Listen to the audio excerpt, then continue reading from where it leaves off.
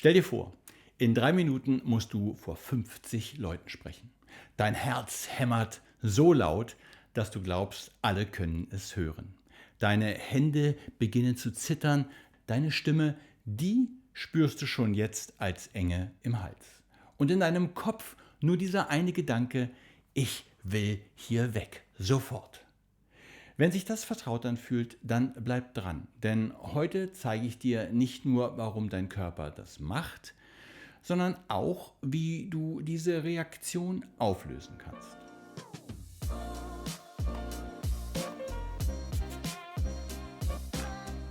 Ich arbeite seit über 15 Jahren mit Menschen, auch mit denen, die unter Auftrittsangst leiden.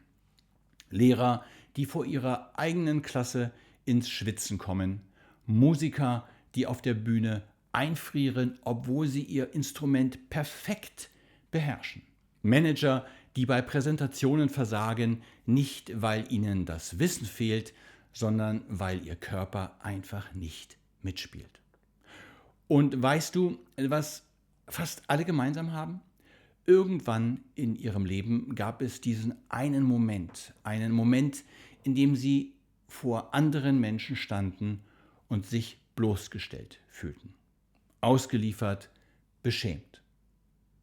Vielleicht warst du 12 Jahre alt, du musstest ein Referat halten, jemand hat gelacht, vielleicht hast du den Text vergessen oder der Lehrer hat dich vor allem korrigiert und du wolltest nur noch im Boden versinken. Was wäre, wenn ich dir sage, dein bewusster Verstand hat das längst abgelegt, du denkst vielleicht gar nicht mehr daran. Aber dein Körper, der hat gespeichert. Jedes Detail. Und jedes Mal, wenn eine ähnliche Situation auftaucht, ein Meeting, eine Bühne, ein Publikum, drückt er auf den Alarmknopf. Das ist das Problem. Aber genau hier liegt auch der Schlüssel zur Veränderung. Lass uns einen Moment innehalten und verstehen, was in deinem Körper wirklich passiert. Auftrittsangst ist keine Schwäche, es ist keine Charakterfrage, es ist eine gespeicherte Stressreaktion, tief verankert in deinem Nervensystem. Stell dir vor, dein Körper behandelt die Bühne wie eine Bedrohung, als stündest du nicht vor Kollegen, sondern vor einem Raubtier. Dein System schaltet um in den Überlebensmodus. Was dann passiert? Dein Herz beginnt zu rasen, weil Blut in die Muskeln gepumpt wird. Dein Mund wird trocken, weil die Verdauung heruntergefahren wird. Deine Hände zittern, weil Adrenalin durch dein System fließt. Dein Blick verengt sich, Tunnelblick. Dein Gehirn konzentriert sich nur noch auf eins: Überleben. Und das Paradoxe? Je mehr du versuchst, dich zu beruhigen, desto stärker wird die Reaktion, weil dein Körper den Kampf zwischen ich muss ruhig sein und ich bin in Gefahr nicht auflösen kann.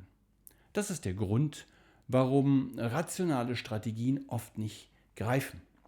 Vielleicht hast du schon mal gehört: Stell dir dein Publikum einfach nackt vor oder atme tief durch, dann wird's schon. Klingt gut, oder? Nur leider funktioniert es meistens nicht. Warum nicht? Weil diese Tipps dein bewusstes Gehirn ansprechen, dein Verstand, deine Logik. Aber Auftrittsangst sitzt tiefer. Sie sitzt im emotionalen Gedächtnis, in deinem Körper, in den Nervenbahnen, die seit Jahren oder Jahrzehnten dieselbe Botschaft senden: Gefahr. Was wäre, wenn ich dir sage, du kannst dir nicht einreden, keine Angst zu haben? Genauso wenig, wie du dir einreden kannst, keinen Hunger zu spüren, wenn dein Magen knurrt. Dein Körper reagiert automatisch. Und genau deshalb scheitern die meisten klassischen Ansätze. Sie versuchen, den Verstand zu überzeugen, während der Körper längst entschieden hat. Und jetzt kommt das, was viele nicht sehen wollen. Wenn Auftrittsangst unbehandelt bleibt, passiert etwas Heimtückisches. Vermeidung wird zu deiner Lösung. Stell dir vor, was das bedeutet. Du lehnst die Beförderung ab, weil du vor dem Team sprechen müsstest. Du sagst die Hochzeitsrede ab, obwohl du deinem besten Freund so wichtig bist. Du wählst Berufe, in denen du unsichtbar bleiben kannst. Du sagst Nein zu Chancen, die dein Leben verändern können. Und mit jedem Mal, das du vermeidest, wird die Angst ein Stück stärker. Sie bekommt mehr Raum, mehr Macht, mehr Kontrolle über dein Leben. Was wäre, wenn du stattdessen einen anderen Weg gehen könntest? Einen Weg, bei dem du nicht gegen die Angst kämpfst, sondern sie an der Wurzel auflöst. Genau hier kommt EMDR ins Spiel. EMDR, Eye Movement Desensitization and Reprocessing. Auf Deutsch Desensibilisierung und Verarbeitung durch Augenbewegungen. Klingt erstmal ungewöhnlich, oder? Vielleicht sogar ein bisschen merkwürdig. Aber lass mich dir erklären, was dabei passiert und warum es so kraftvoll ist. Stell dir vor, du machst schnelle Augenbewegungen von links nach rechts immer wieder. Dabei aktivierst du abwechselnd deine linke und rechte Gehirnhälfte, genau wie im REM-Schlaf, wenn dein Gehirn nachts Erlebnisse verarbeitet und neu sortiert. In dieser REM-Schlafphase räumt dein Gehirn auf. Es verbindet Informationen neu, es ordnet Erinnerungen ein und genau diesen natürlichen Prozess können wir mit EMDR bewusst herbeiführen, während du wach bist. EMDR hilft deinem Gehirn, die alten belastenden Erinnerungen neu zu verarbeiten, nicht zu löschen, nicht zu verdrängen, sondern zu integrieren. Was bedeutet das konkret? Die Erinnerung bleibt, aber die emotionale Ladung verschwindet. Dein Körper reagiert nicht mehr mit Panik, wenn du vor Menschen stehst. Du kannst wieder klar denken, ruhig sprechen, präsent sein. Lass mich dir ein Beispiel geben. Ich hatte einen Klienten, Musiklehrer, Mitte 40, ein brillanter Musiker. Er konnte seinen Schülern stundenlang etwas vorspielen, ohne nervös zu werden. Aber sobald mehr als 10 Leute im Raum waren, totaler Blackout. Seine Hände zitterten, sein Atem stockte, er konnte nicht mehr spielen. Wir haben mit EMDR an einer einzigen emotionalen Erinnerung gearbeitet. Ein Konzert, bei dem er mit 14 Jahren seinen Einsatz verpasst hat. Alle haben ihn angestarrt, er hat sich geschämt, tief. Und diese Scham, die hatte er 26 Jahre lang in sich getragen. Nach 3 Sitzungen konnte er wieder vor Publikum spielen. Ohne Zittern, ohne Panik. Nur noch mit einem leichten Kribbeln. Aber das war keine Angst mehr, das war Vorfreude. Stell dir vor, was das für ihn bedeutet hat. Nach über 2 Jahrzehnten konnte er endlich wieder das tun, was er liebte. Frei von der Last dieser alten emotionalen Erinnerung. Jetzt fragst du dich vielleicht, kann EMDR auch im Selbstcoaching funktionieren? Kannst du das selbst und allein anwenden? Die Antwort ist ja, aber mit einer wichtigen Einschränkung. EMDR Selbstcoaching eignet sich für nicht krankhafte Auftrittsangst. Das bedeutet, wenn du nervös bist, wenn dein Herz schneller schlägt, wenn deine Hände schwitzen, aber du trotzdem noch funktionierst, dann kann Selbstcoaching ein kraftvoller Weg sein. Wenn du aber Panikattacken hast, wenn du Situationen komplett vermeidest, wenn dein Leben massiv eingeschränkt ist, dann brauchst du professionelle Begleitung. Dann gehört das Thema in die Hände eines erfahrenen EMDR-Therapeuten oder einer Therapeutin. Diese Grenze ist wichtig und sie zu respektieren ist kein Zeichen von Schwäche, sondern von Verantwortung dir selbst gegenüber. Was würde im EMDR-Selbstcoaching passieren? Stell dir vor, du sitzt in einem ruhigen Raum. Du nimmst dir Zeit nur für dich und dann würdest du dich ganz behutsam mit der belastenden Szene verbinden. Du könntest beispielsweise zurückgehen zu jenem Moment, in dem die Auftrittsangst ihren Anfang nahm. Vielleicht siehst du ein Bild vor dir, vielleicht hörst du eine Stimme, vielleicht ist es nur ein diffuses Gefühl.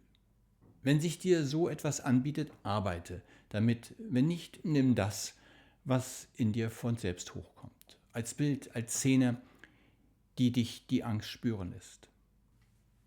Dann würdest du innehalten. Welche Emotionen nimmst du wahr? Was spürst du? Und tiefer, wo zeigt sich diese Angst in deinem Körper? Ist das die Brust, die sich eng anfühlt, der Hals, der wie zugeschnürt wirkt, oder der Bauch, in dem sich etwas zusammenzieht? Mit dieser Wahrnehmung, mit diesem körperlichen Wissen würdest du dann die bilaterale Stimulation beginnen. Sanfte rhythmische Augenbewegungen von links nach rechts, vielleicht geführt durch ein EMDR-Gerät oder mit Hilfe anderer Techniken. Und während deine Augen sich bewegen, würdest du einfach da sein. Mit allem, was hochkommt. Bilder dürfen auftauchen, Gedanken dürfen vorbeiziehen. Gefühle dürfen sich zeigen, ohne dass du sie bewertest. Ohne dass du sie verändern musst. Du würdest nicht hetzen, nicht nach 2 Minuten abbrechen, weil es unangenehm wird, sondern Runde für Runde weitergehen. Solange, bis du merkst, da verändert sich etwas. Die Schwere hebt sich, der Druck lässt nach, der Atem wird ruhiger, der Körper entspannt sich. Und dann, ganz am Ende, wenn die Verarbeitung ihren Raum hatte, dann taucht oft von selbst ein Gedanke auf, ein Satz, der sich leichter anfühlt. Vielleicht: das, was ich vortrage, interessiert die Zuhörer. Oder: ich darf nervös sein und bin trotzdem in Ordnung. Dieser Gedanke muss nichts beweisen. Er darf einfach sein. Ein kleiner Lichtblick, ein Anfang. Wenn du EMDR Selbstcoaching wirklich ausprobieren willst, habe ich etwas für dich vorbereitet. Ich habe eine kostenlose Anleitung geschrieben, Selbstcoaching mit EMDR.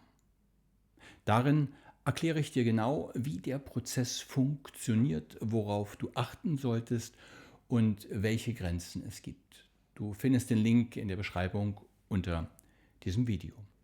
Aber jetzt die wichtigste Frage an dich. Hast du selbst schon Erfahrungen mit Auftrittsangst gemacht? Schreib es in die Kommentare. Was war deine schlimmste Situation? Was hat in dir diese Angst ausgelöst und was hat dir geholfen? Oder eben nicht geholfen? Ich lese jeden einzelnen Kommentar. Und vielleicht ist deine Geschichte genau die, die jemand anderem gerade Mut macht. Auftrittsangst ist kein Schicksal. Sie ist keine unveränderbare Eigenschaft. Sie ist eine gespeicherte Reaktion und die lässt sich verändern. Mit EMDR. Mit Geduld, mit der Bereitschaft hinzuschauen und mit dem Wissen, dass du nicht allein bist.